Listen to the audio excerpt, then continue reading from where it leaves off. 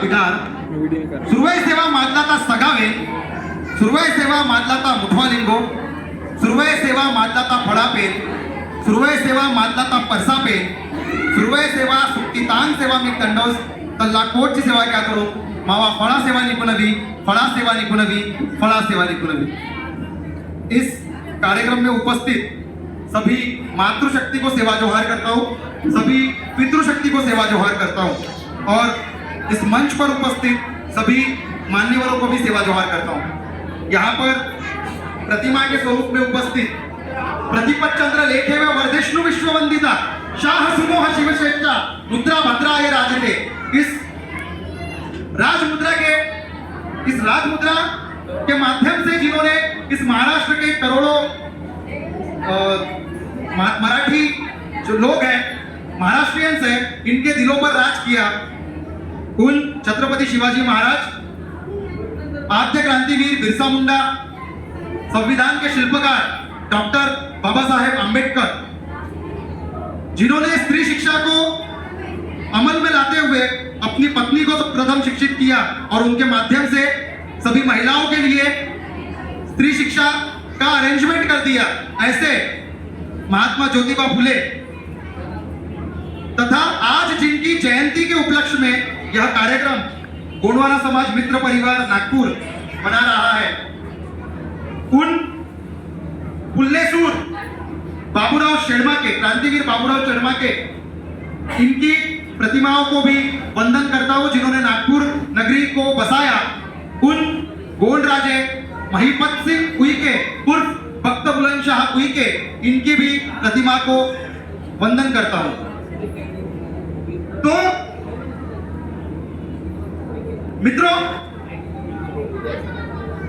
आज इस कार्यक्रम के माध्यम से मुझे बोलने का मौका मिल रहा है और एक बात यहां पर बता देना चाहता हूं कि हमारे गंगा उर्फ गणेश नेताम दादा, नारायण नेताम दादा और प्रशांत पदरे जी, इन लोगों ने ये जो कार्यक्रम यहाँ पे अरेंज किया है, ये कार्यक्रम अरेंज करना, कोई भी कार्यक्रम, जब हम लोग 4 लोगों को इकट्ठा करते हैं ना, उस कार्यक्रम को अरेंज करना, उस कार्यक्रम को अरेंज करने के लिए लगने वाली जो मेहनत है ना, वो मेहनत आप लोगों को नहीं दिखेगी, वो मेहनत नहीं दिखेगी, लेकिन कितनी मेहनत लगती है वो उन लोगों को पता है जो लोग कार्यक्रम अरेंज करते हैं।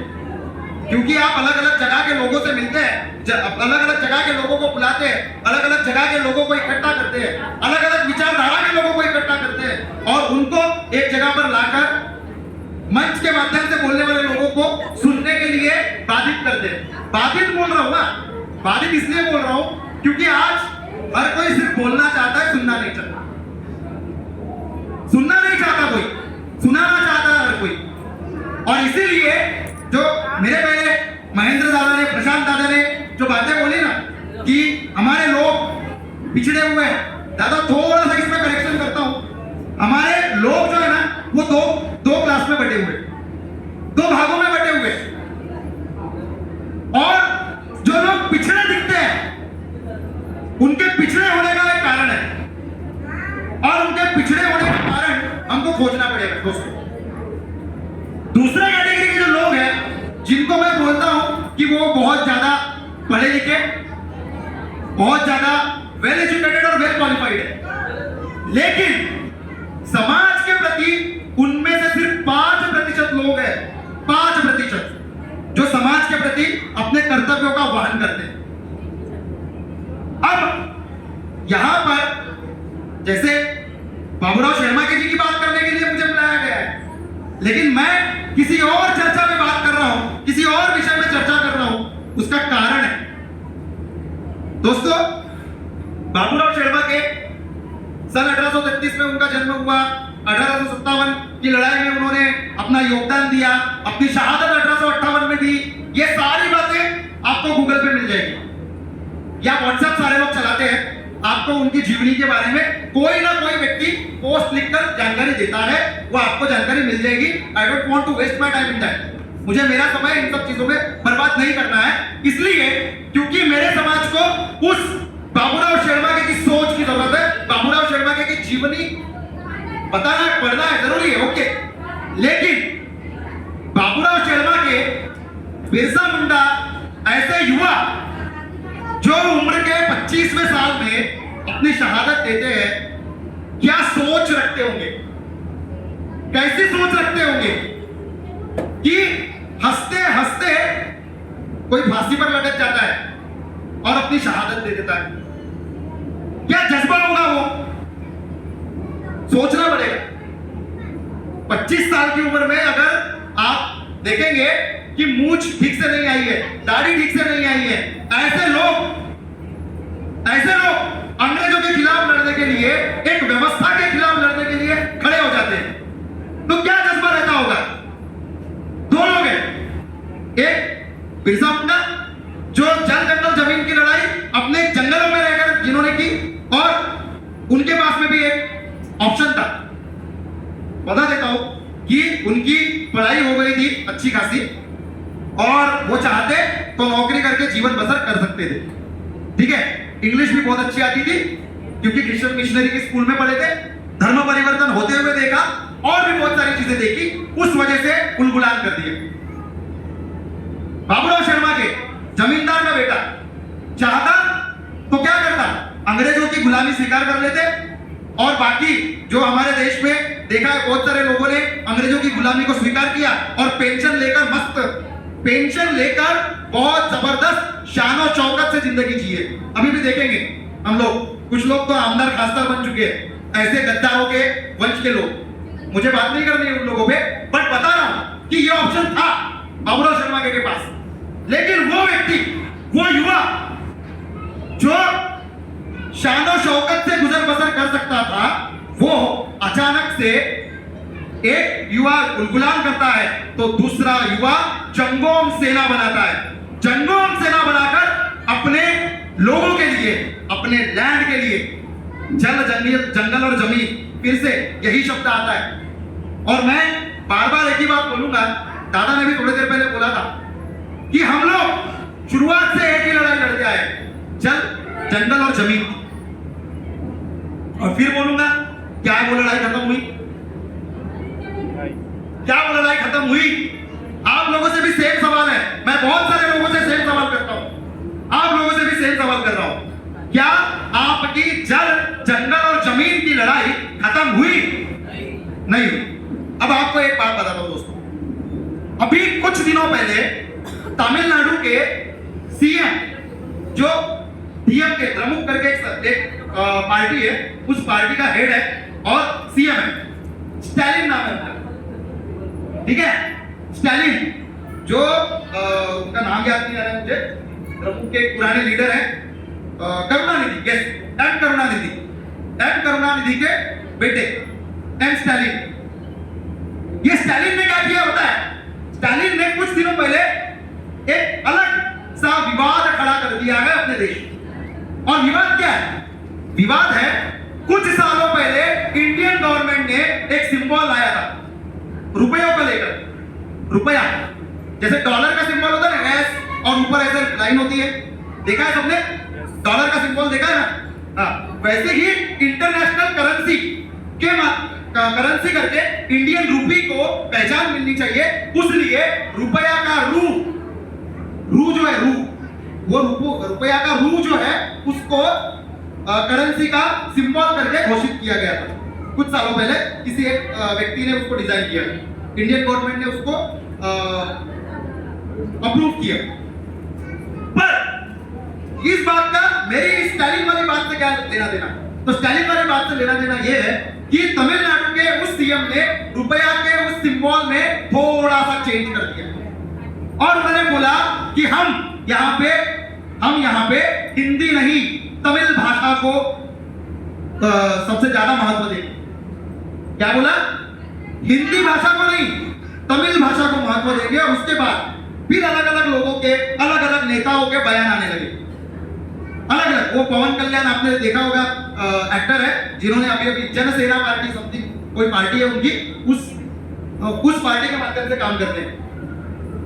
हाँ, और वो उप मुख्यमंत्री है आंध्र प्रदेश के, ठीक है। तो उन्होंने फिर बोला कि नहीं, अगर तुमको इतना ही नफरत है हिंदी फिल्मों से, तो फिर आप हिंदी फिल्में, मतलब तमिल फिल्में हिंदी में डब क्यों करते हो? फिर पर प्रकाश राज एक दूसरे एक्टर है, उनका जवाब आया और ये चल रहा है कंटिन्यू। कोई कभी ये जवाब देता है, कभी वो जवाब देता है, कभी ये जवाब देता है, कभी वो जवाब देता है। पर इन सब चीजों से हमारा क्या लेना देना? तो हमारा डायरेक्ट लेना देना है दोस्तों। याद रखिए, स्टालिन तमिल भाषा के लिए लड़ता है, ठीक है? हमारे देश की राष्ट्रीय भाषा कौन सी हो, इसके लिए सबसे बड़ा डिबेट चला था। ये याद रखना, हमारे देश की राष्ट्रभाषा कौन सी हो, इसके लिए सबसे बड़ी डिबेट हुई थी। और उस डिबेट में साउथ के सारे नेताओं ने बोला था कि हिंदी को हम राष्ट्रभाषा स्वीकार नहीं करेंगे। और फिर बहुत सारे लोग थे इधर वाले, क्योंकि हमारा देश जो है ना वो दो भागों में बटा है। और एक जो उत्तर साइड के जो हिंदी प्रभावित है और दक्षिण साइड के जो इंग्लिश प्रभावित या फिर द्रविडियन लैंग्वेज से संबंधित है, द्रविडियन भाषाओं से संबंधित है। तो इन लोगों का कहना है कि हमको हमारी भाषा से लगाव है और हमारी भाषा पहली है, उसके बाद में सारी भाषा। इसका मतलब ये नहीं है कि आपको हिंदी भाषा से नफरत करनी है, बिल्कुल नहीं। इसका मतलब ये नहीं है कि आपको मराठी भाषा से नफरत करनी है, बिल्कुल नहीं। इसका मतलब ये है कि आपको आपकी मातृभाषा से प्यार होना चाहिए। अब मुझे डायरेक्ट आप लोगों से ये सवाल करना है कि आप लोग कितने लोग गोंडी भाषा सीखते, मतलब आती तो नहीं होगी कुछ लोगों को, बिल्कुल, और आती नहीं है ये मैं मेरे स्टूडेंट्स को भी बोलता हूं, आपको कोई बात अगर आती नहीं होगी तो ये अपनी गलती नहीं है बच्चों। अगर आपको कोई बात आती नहीं है, कोई चीज आती नहीं है, तो ये आपकी गलती नहीं है, लेकिन वो चीज आनी चाहिए, इसके लिए कोशिश ना करना आपकी गलती है। ये मेरे स्टूडेंट्स को भी बोलता हूं और ये सेम बात आपको बोल रहा हूं। गोंडी भाषा नहीं आती कोई दिक्कत नहीं है, पर गोंडी भाषा आनी चाहिए, इसके लिए कितनी कोशिश की, कितनी ईमानदार कोशिश की हम लोगों ने, ये सोचना पड़ेगा, ये समझना पड़ेगा, तब हम लोग बात करेंगे। और इतनी बड़ी बात होगी कि अगर कोई तमिल भाषा के लिए लड़ रहा है तो यहां से, इस देश के सेंटर से, क्योंकि यहां 0 माइल है, यहां 0 माइल है, इस देश में किलोमीटर्स जो गिने जाते हैं वो नागपुर से गिने जाते हैं। पता है ना आप लोगों को? पता है कि नहीं? मैं भाषण नहीं दे रहा हूं, मैं बात कर रहा हूं आप लोगों से। आपको बात करना पड़ेगा मेरे से। बताओ, आपको पता है 0 माइल है यहाँ? हाँ, 0 माइल जो है वो यहाँ से सब पूरे देश भर में जो किलोमीटर्स गिने जाते हैं वो यहाँ से गिने जाते हैं। तो यहाँ से गोंडी भाषा को 8वीं अनुसूची में जगह मिलनी चाहिए। इसकी आवाज कौन उठाएगा? वो उठाएगा जिसको गोंडी भाषा आती। जिसको आती ही नहीं है वो क्या भाषा के लिए आवाज उठाएगा? हाँ, क्योंकि पहला सवाल फट से फायर कर दिया जाएगा आपके ऊपर। भाई तुझे गोंडी आती है? चल साइड में हो। आती नहीं है? साइड में हो। तुझे हक नहीं है गोंडी भाषा के लिए बात करने का। ये बात होगी और इसलिए हम लोगों को तैयार होना पड़ेगा हमारी भाषा को बचाने के लिए। क्योंकि किसी महान व्यक्ति ने बोला था, जनजातियों का अगर इतिहास जानना होगा, जनजातियों की संस्कृति को समझना होगा, तो सबसे पहले उसकी भाषा को समझो। और मुझे गर्व है कि इस पूरी दुनिया की बात कर रहा हूं, मुझे गर्व है कि पूरी दुनिया में 5000 ट्राइबल्स हैं जो 7000 प्रकार की भाषाएं बोलते हैं। 5000 ट्राइबल्स। और इसको ऑथराइज किया है 198 देशों की, 198 देशों की एक संगठन, यूनाइटेड नेशंस ऑर्गेनाइजेशन, संयुक्त राष्ट्र संघ। अभी हम लोग उनसे बात कर रहे हैं कुछ विषयों पे, हमारे अधिकारों पे, ह्यूमन राइट्स पे कुछ उन लोगों का एक मूवमेंट चल रहा है, जिसके लिए उन्होंने हमको लिखने के लिए बोला है। उस पर हम लोग काम कर रहे हैं। नेशनल गोंडवाना सोडूम संगठन ने इस चीज का बीड़ा उठाया हुआ है और बिल्कुल वो चीज करेंगे और पक्का करेंगे। बट हम अकेले कुछ नहीं, ऑफ-रोड संगठन अकेले कुछ नहीं, हम सबको एक होना पड़ेगा, इकट्ठा आना पड़ेगा। बैनर कौन सा है, जैसे दादा बोले, बैनर कौन सा है वो नहीं देखना, बिल्कुल नहीं। बैनर देख के अगर आएंगे तो इसका मतलब सिंपली ये है कि आप अपने समाज को धोखा दे रहे हो। समाज को धोखा मत दो, क्योंकि ये लड़ाई, मैंने बोला था शुरुआत में, लड़ाई खत्म नहीं। तो क्या आखिरी तक लड़ना है? मतलब दादा परदादा ने वही लड़ाई लड़ी, नाती भी वही लड़ाई लड़ रहा है और आने वाला नाती भी वही लड़ाई लड़ेगा। तो फायदा क्या तुम्हारे होने का? क्योंकि मेरे आने वाली जनरेशन पूछेगी ना मुझको, मेरी आने वाली कौम पूछेगी ना मुझको कि तुमने क्या किया। तुम तो थे वहां पे जब मेरी संस्कृति के साथ खिलवाड़ हो रहा था, जब भाषा खत्म हो रही थी तब तुम क्या कर रहे थे? लेकिन एक बात है, मेरे बच्चे बोलेंगे कि मेरा बाप खड़ा था, मेरे बच्चे बोलेंगे कि मेरा बाप खड़ा था अपनी संस्कृति को बचाने के लिए, अपनी भाषा को बचाने के लिए। क्या आपके बच्चे बोलेंगे? आपके बच्चे बोलेंगे? बोलने चाहिए, उन्होंने बोलना चाहिए उन्होंने। और इसलिए आपको उसके लिए रेडी होना पड़ेगा, तैयार होना पड़ेगा और पूरी शिद्दत से तैयार होना पड़ेगा। दोस्तों, बाबूराव शर्मा के बारे में मैं बताने के लिए यहां पर जरूर उपस्थित हुआ हूं, लेकिन बाबूराव शर्मा के हो या सारे गोंडवाना के वीर हो, सारे ट्राइबल योद्धा हो, उन सारे योद्धाओं का, उनकी शहादत का निचोड़ एक ही है, और वो निचोड़ ये है, जल जंगल जमीन की लड़ाई कभी तो खत्म करनी है, क्योंकि लड़ते रहेंगे तो विकास कब होगा? मैंने बोला ना, हम लोग दो भागों में बैठे हुए हैं। स्टार्टिंग के एक लोग जो है वो, उन लोगों को कुछ लेना देना नहीं है, पढ़े लिखे हैं, 5% लोग हैं जो समाज के लिए काम कर रहे हैं, लेकिन बाकी जो दूसरे लोग हैं वो लोग भी इस लड़ाई को समझ ही नहीं रहे। और वो लड़ाई आप लोगों की लड़ाई है, किसी बाबूराव शर्मा की ही लड़ाई नहीं है, बिरसा मुंडा की ही लड़ाई नहीं है जो वो चले गए, लेकिन वो लड़ाई आज भी है, जारी है, हम लड़ रहे हैं। कहीं जैसे दादा बोले ना, बोगस ट्राइबल्स का विषय आता है। हमारे क्षेत्र में दादा एक सभापति था, ठीक है, जो ट्राइबल की सीट पर लड़ा, सभापति बना, और हमारे कई सारे लोग थे जिन्होंने एक ने भी उसके खिलाफ आवाज उठाने की कोई कोशिश नहीं की, एक ने भी नहीं। हमारे अलग अलग संगठनाएं हमारे क्षेत्र में काम करती है। और क्या था, जब मैं उन लोगों के पास गया, उन लोगों का कहना था, भाई आमचा रोजचा संबंध आहे, आम्ही लोक रोज सोबत बसतो म्हणजे तुमचे अधिकार लूटण्याचा अधिकार घेतला है त्यांनी?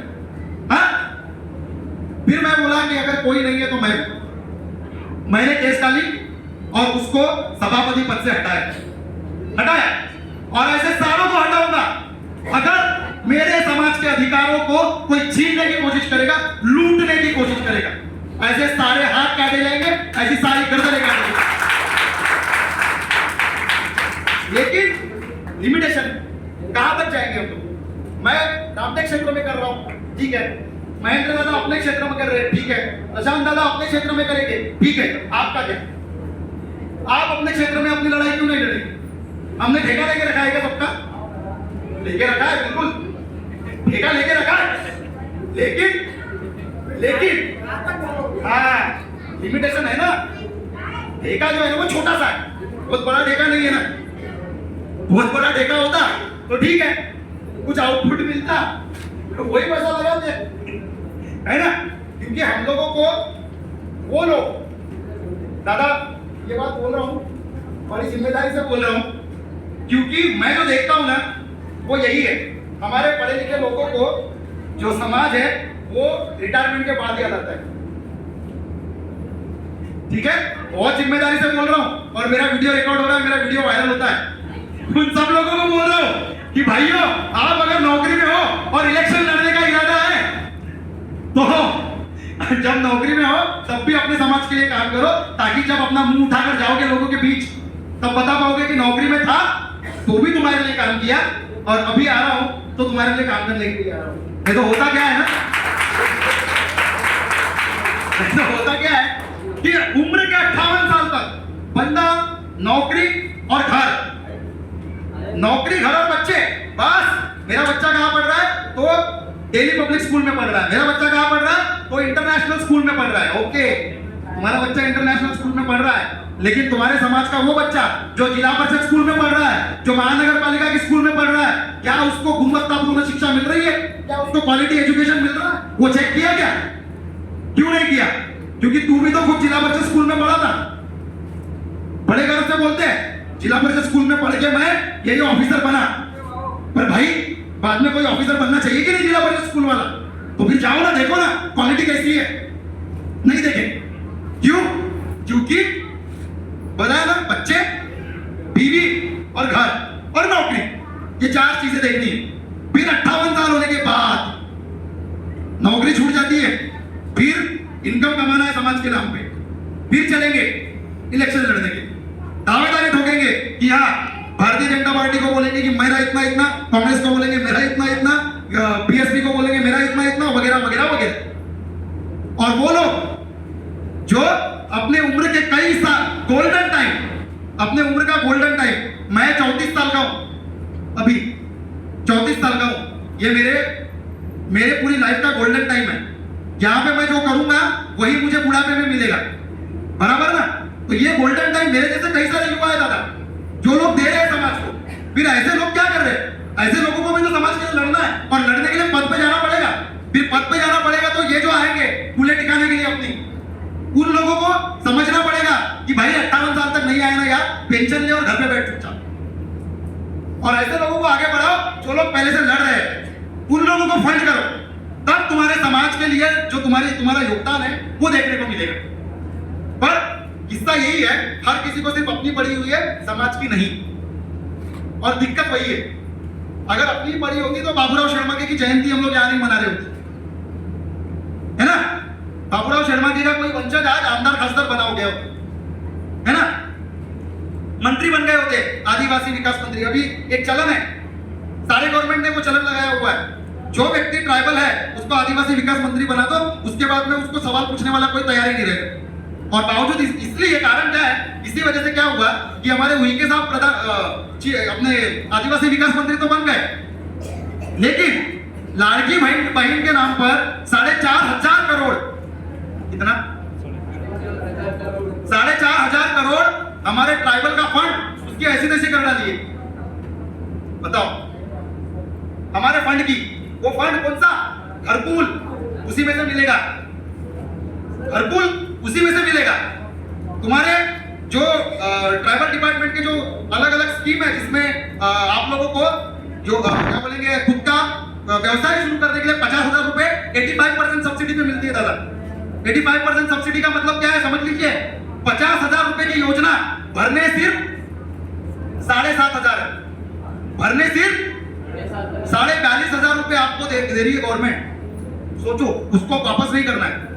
पता था, पता होना चाहिए।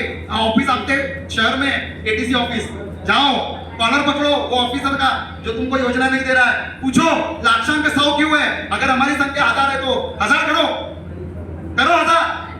संख्या अगर ज्यादा है तो आपको लाभार्थियों की संख्या बढ़ानी पड़ेगी, बोलो कॉलर पकड़ना पड़ेगा। पर कब फुर्सत है?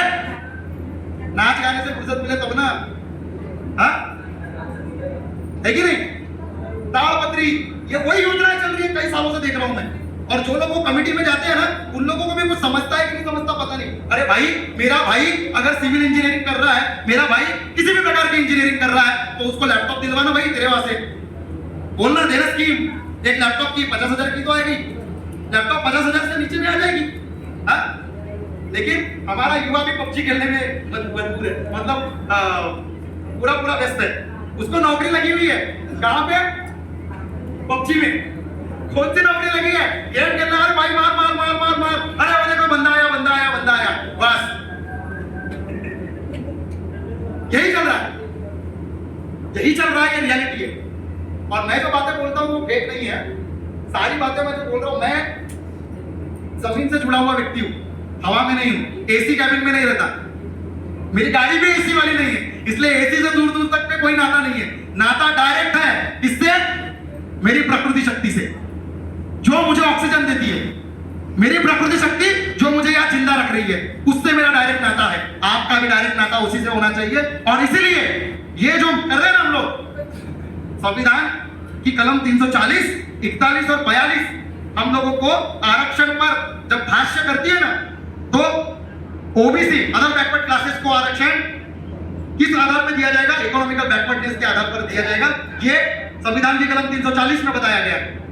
संविधान की कलम 341 में बताया गया है कि अनटचेबिलिटी के आधार पर शेड्यूल कास्ट को आरक्षण मिलेगा, अस्पृश्यता के आधार पर। और आपको आरक्षण कौन से आधार पर मिलेगा? 342, आर्टिकल 342 क्या बोलता है?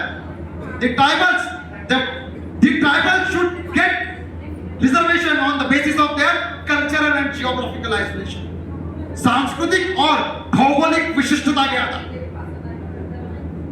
क्या है सांस्कृतिक और भौगोलिक विशिष्टता?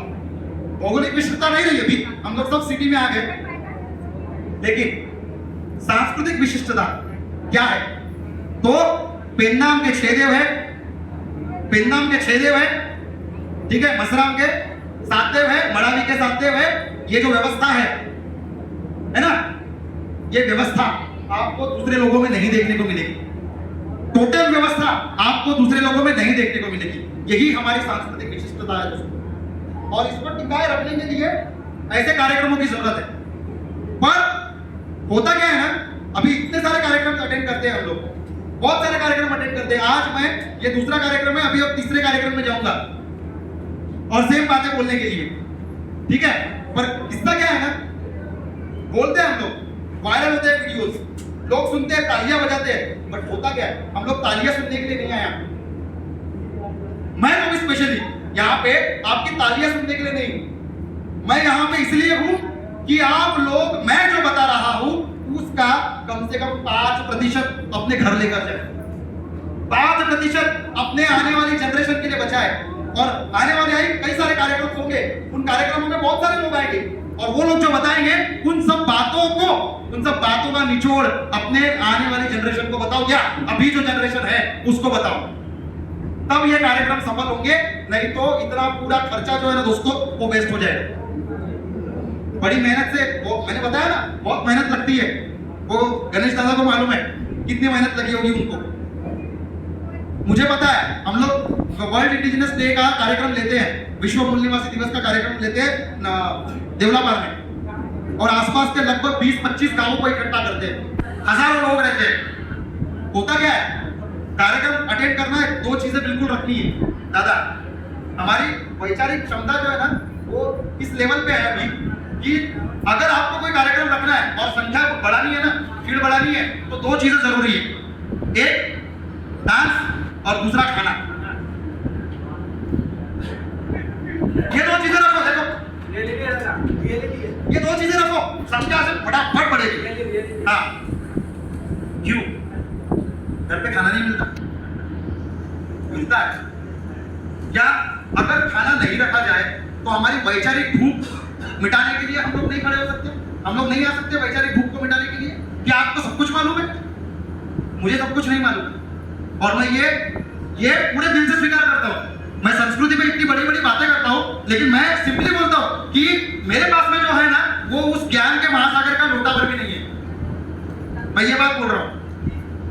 इसका मतलब ये है कि आप अपनी वैचारिक भूख मिटाने के लिए रेडी होने चाहिए, फिर खाना हो या ना हो, डांस हो या ना हो। इसके लिए अगर हम लोग तैयार होंगे ना, तब मानेंगे कि यार कार्यक्रम प्रबोधन का कार्यक्रम है, और वहां संख्या बढ़ गई, उस दिन मैं बोलूंगा कि मेरा समाज सुधर गया।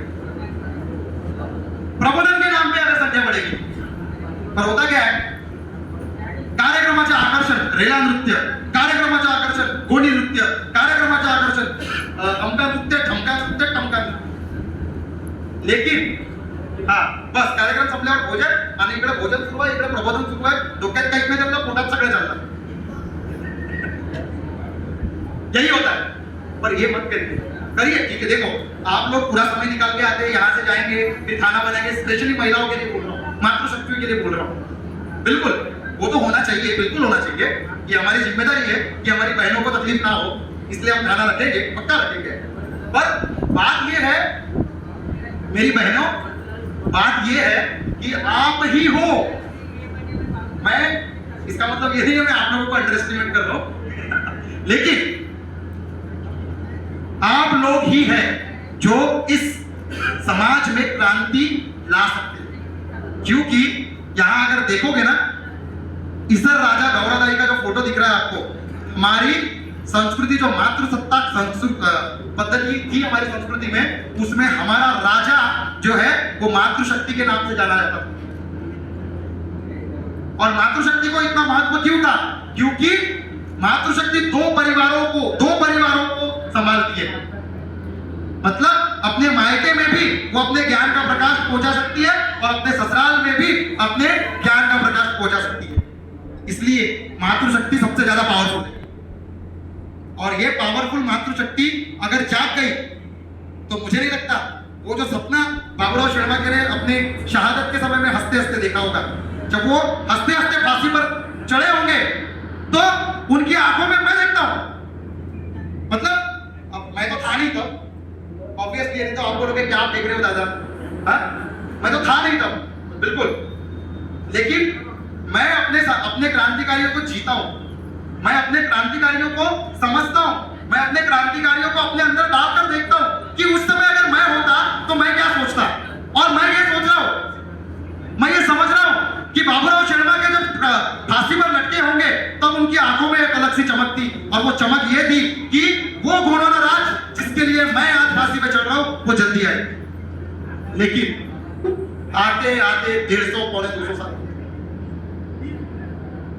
150 पौने 200 साल हो गए, कुछ नहीं हुआ। दादा महेंद्र दादा ने छावा पिक्चर का जिक्र किया था।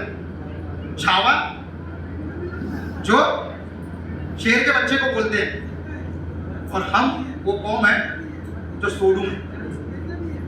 सोडूम का मतलब होता है बब्बर शेर, सोडूम का मतलब होता है बब्बर शेर।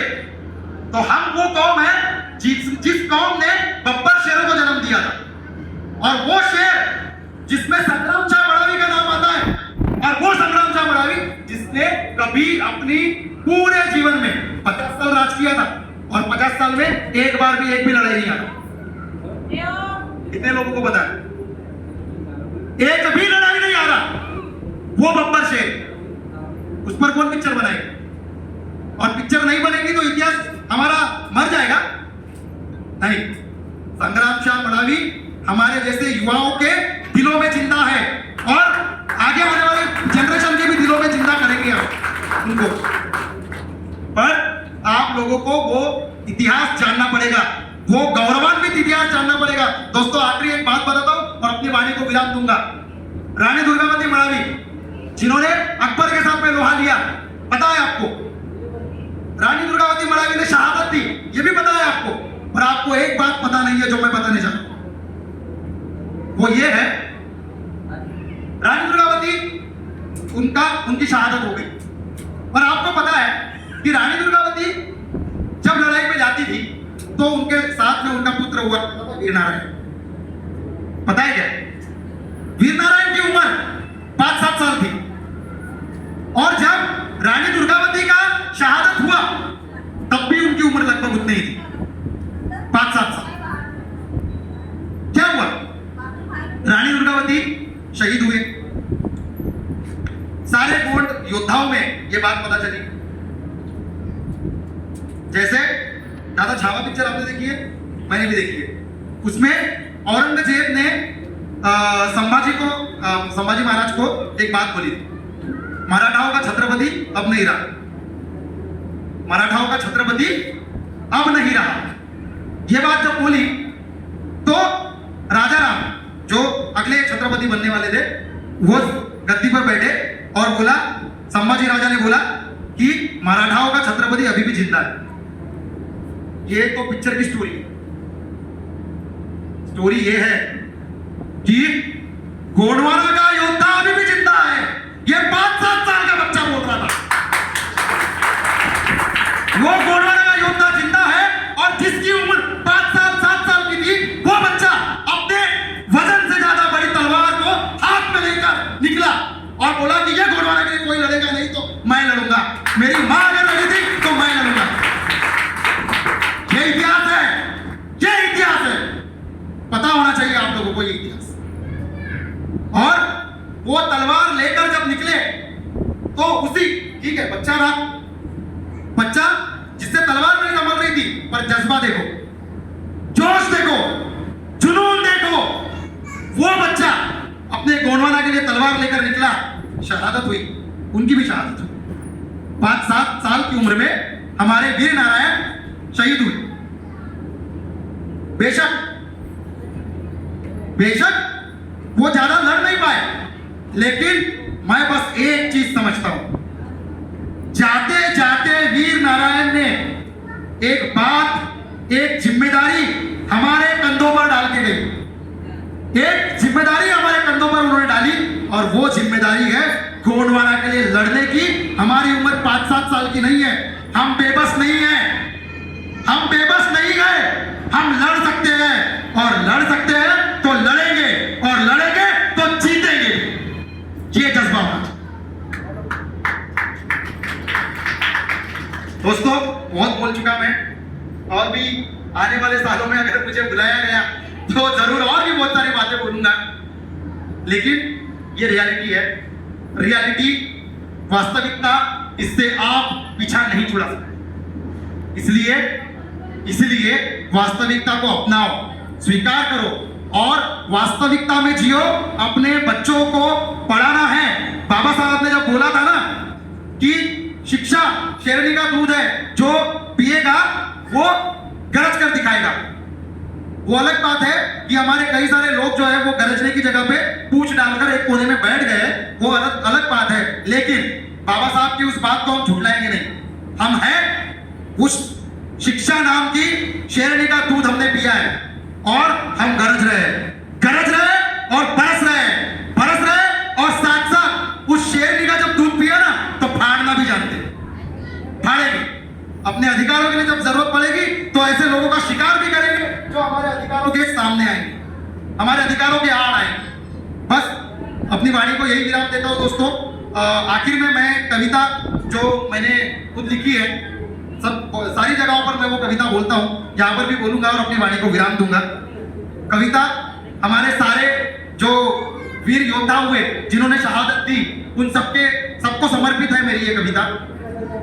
तो कविता ऐसी है। उस दिन जो किया था तुमने, दोहरा न पाया आज तक कोई। उस दिन जो किया था तुमने, दोहरा न पाया आज तक कोई। तेरी वीर गति को सुनकर गोंडवाना की जनता रोई। तेरी वीर गति को सुनकर गोंडवाना की जनता रोई। तेरी वीरता का बखान पल पल ये इतिहास करेगा। तेरी वीरता का बखान पल पल ये इतिहास करेगा। जब जब होगा वीरों का स्मरण, जब जब होगा वीरों का स्मरण, तुमको भी वो याद करेगा। जब जब होगा वीरों का स्मरण, तुमको भी वो याद करेगा। शब्दों में भी न वर्णित हो, शब्दों में भी न वर्णित हो, ऐसी तेरी वीर गाथा है। शब्दों में भी न वर्णित हो, ऐसी तेरी वीर गाथा है। और तेरी उस वीरता के आगे, तेरी उस वीरता के आगे यह सोडुम शीश झुकाता है, यह सोडुम शीश झुकाता है, यह सोडुम शीश झुकाता है। सुरवय सेवा, सुरवय गोंडवाना गणराज्य भारत। जय श्री